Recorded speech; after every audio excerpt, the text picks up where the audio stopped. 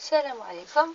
Alors, je reviens aujourd'hui, vite fait, toujours parce qu'il y a toujours beaucoup de travail à la maison avec les enfants. Donc, je reviens vite fait sur les deux dernières vidéos faites par rapport à la question, par rapport à l'affaire Tariq Ramadan.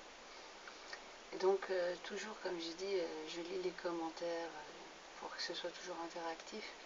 Je réponds au fur et à mesure dans mes vidéos aux youtubeurs qui laissent des commentaires.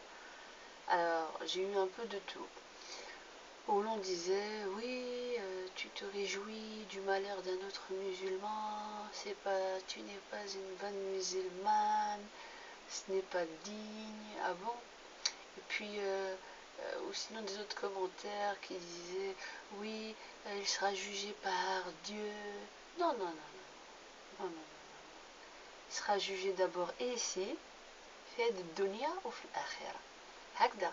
Parce que si on veut bien étudier, en islam, on nous apprend que c'est bien que tu payes tes dettes sur terre avant que tu ailles payer devant Dieu tes dettes. C'est bien que tu les payes déjà sur terre. Ça, on aime bien. Hein.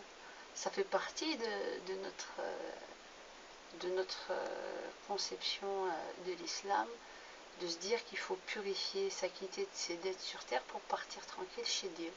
N'est-ce pas? Mais quand il s'agit de M. Tariq Ramadan ou des figures un peu publiques qu'on adule, on va leur trouver toutes les circonstances atténuantes. Par contre, les femmes qui auraient été anonymes, on leur fait payer tout de suite la recette, tout de suite on l'a sur terre. Vous n'êtes pas juste. Vous n'êtes pas juste. Wallah il-adim que vous n'êtes pas juste. Et que quand on vient me dire oui, tu te réjouis, je me réjouis de la justice. De la justice. Ce qui lui arrive n'est que le fruit de ce qu'il a commis. Alors on l'accuse de viol.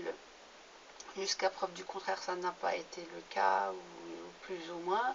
Mais bien plus sur les mœurs qu'il a, dérangeantes, par rapport à son adultère.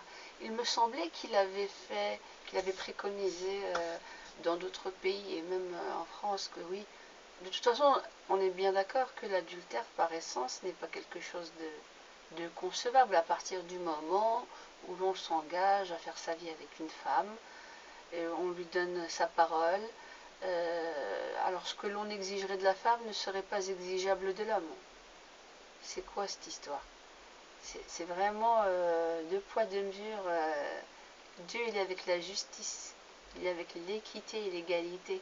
Et cette histoire de polygamie, dans d'autres vidéos, j'en parle. Il faut faire tourner sa tête et son esprit critique à base de texte, à base de texte. Mais quand on vient et qu'on filtre, on se rend compte qu'on s'est bien fait manipuler. Et donc ce qu'on est en mesure finalement d'exiger un homme qui n'accepterait pas l'adultère de sa femme et qui la divorcerait directement, n'est pas en mesure de se faire divorcer. Il faudrait que la femme comprenne, soit dans l'acceptation, soi-disant, que dans la nature, soi-disant, de l'homme avec petit h, il serait normal et concevable qu'il aille butiner ailleurs, mais pas une femme.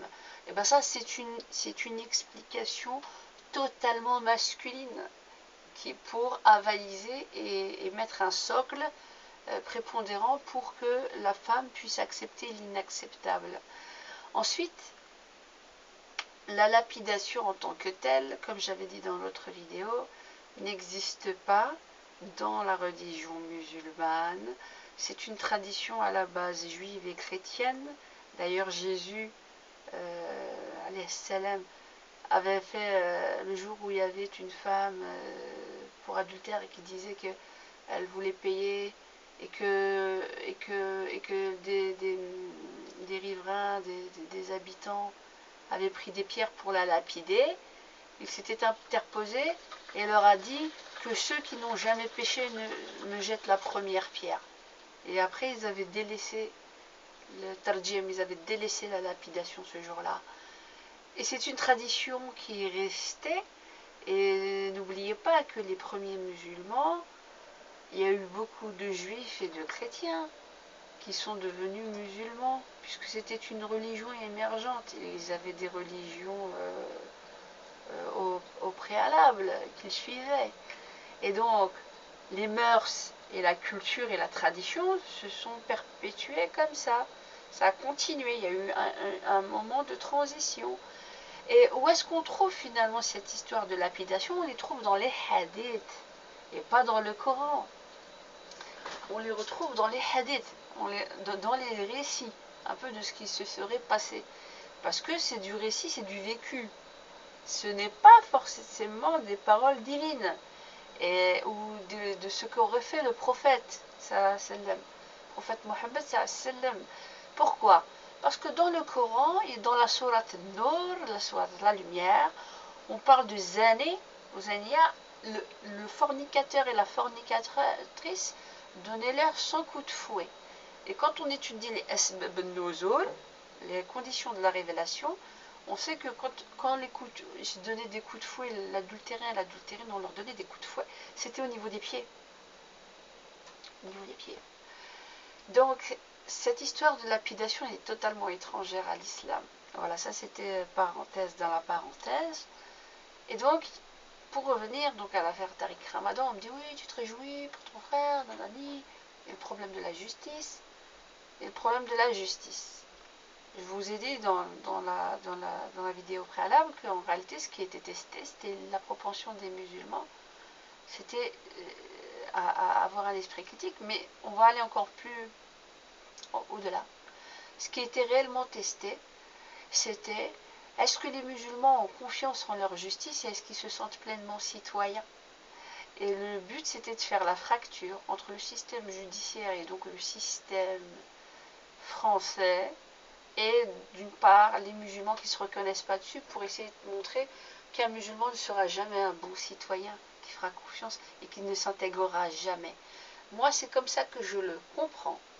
Et je ne dis pas que la justice est parfaite, mais en fait, ceux qui ont fait tomber Tariq Ramadan sont ses fans. Tout simplement pourquoi? Parce que si vous n'aviez pas été dans la béatitude et dans le fanatisme. Oui. Ouais, pour revenir, ouais, c'est toujours comme ça, il y a toujours des choses. Donc pour revenir, si c'est fans qui l'ont fait tomber, ça peut paraître paradoxal, mais en fait, comment mesurer la propension des musulmans? S'ils ne l'avaient pas vénéré tel qu'ils l'ont vénéré, ils n'auraient jamais donné du grain à moudre pour pouvoir essayer d'atteindre la communauté musulmane et ils ne l'auraient pas fait tomber. Hein, quand on chatouille et qu'on veut atteindre quelqu'un ou une communauté, eh ben, on essaye de toucher aux choses à laquelle elles tiennent le plus. Voilà, tout simplement. Mais moi, personnellement, c'est pas ma tasse de thé, cet homme-là. Et c'est pas une référence. Et c'est pas parce que monsieur est tombé que l'islam s'effondre. Non. Faut réfléchir. Voilà, bonne journée à tous. Et j'espère que les musulmans en prendront de la graine. Salam alaikum.